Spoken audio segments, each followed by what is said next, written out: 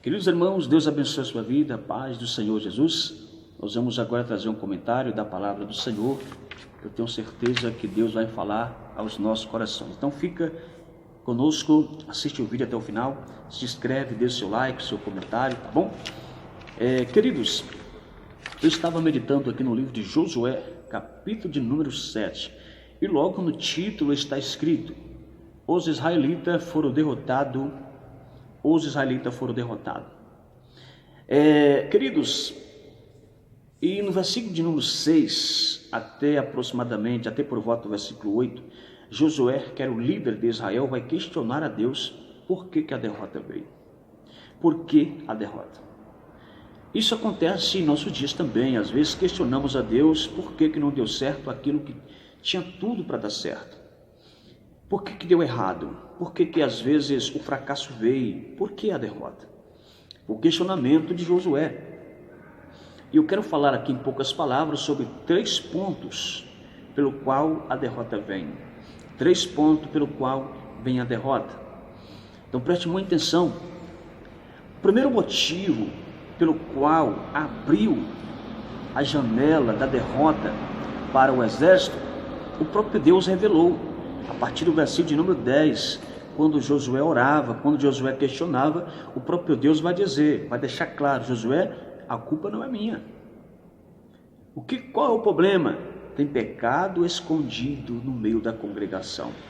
Qual foi o primeiro motivo? Pecado escondido. Logo, atrás do pecado escondido, segue a derrota. Então, o que levou o exército a perder a batalha foi o pecado escondido. Acã pegou aquilo que não podia pegar da cidade de Jericó.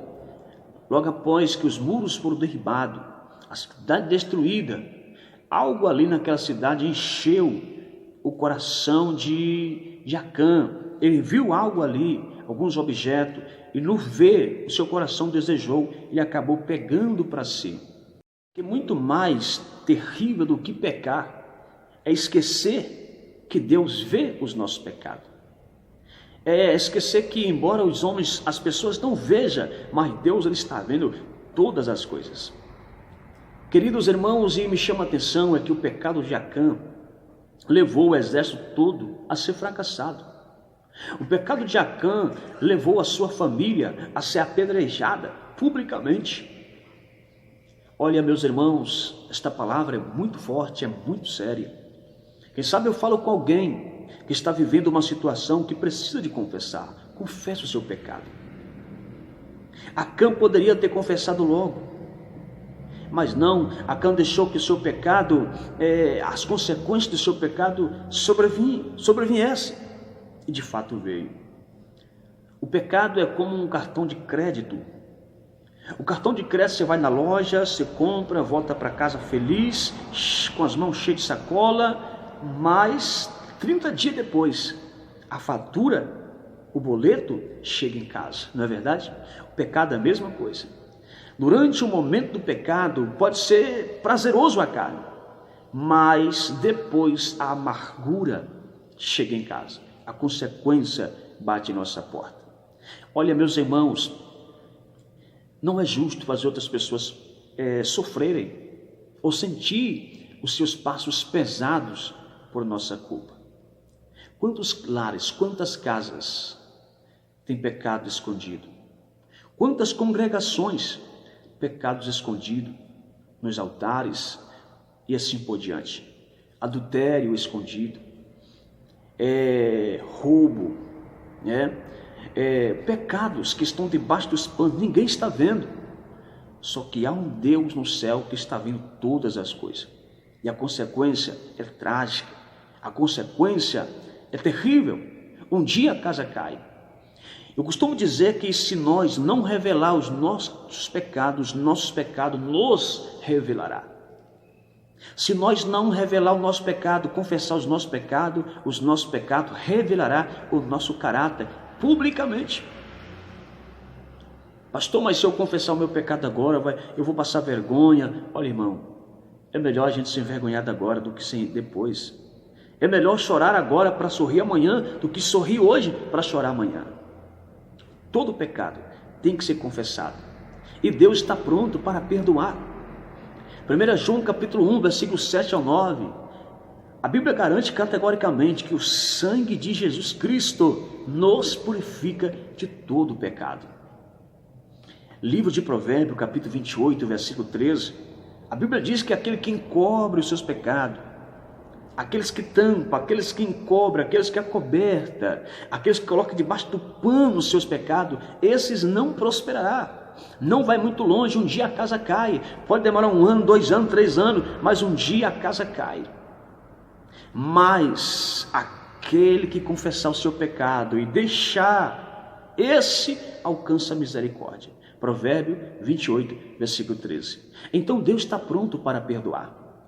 Deus está pronto para dar uma nova oportunidade, uma nova chance, mudar o ambiente. Deus está pronto. Mas Acã não confessou seu pecado. Fez o exército perder a batalha. A sua família ser apedrejada. Ele ser apedrejado. Você lembra de Jonas? Capítulo 1 ao capítulo 2 de Jonas. Deus manda ali para Nínive. Ele foi para outra direção, na contramão de Deus. Entrou no navio. Olha, irmão, por causa da desobediência de Jonas, porque desobedecer a Deus é andar na contramão de Deus. Desobediência é pecar contra Deus. O pecado de Jonas fez com que os marinheiros sofressem. Fez com que o pecado de Jonas colocou o navio inteiro em risco. A desobediência de Jonas fez com que os marinheiros perdessem grandes quantidades em valores, porque muitas coisas foram lançadas no mar para desvaziar o peso do navio, mas na verdade o que estava pesando o navio era o pecado de Jonas. Então confessa o seu pecado. O pecado sempre está acompanhado pela derrota. O pecado é uma grande janela pelo qual vem a derrota. Por causa do pecado de Acã, o exército de Israel perderam a batalha. Se você confessar, Deus vai salvar você. Deus vai salvar o ambiente que você vive, o ambiente que você trabalha, o ambiente que foi envolvido pelas consequências do seu pecado. Deus vai mudar a página, Deus vai restaurar aquilo que quebrou, Deus vai restituir, trazer de volta aquilo que você perdeu. Deus pode virar o cativeiro. Só que a chave de tudo isso é se arrepender e confessar o seu pecado. Deus quer te ajudar.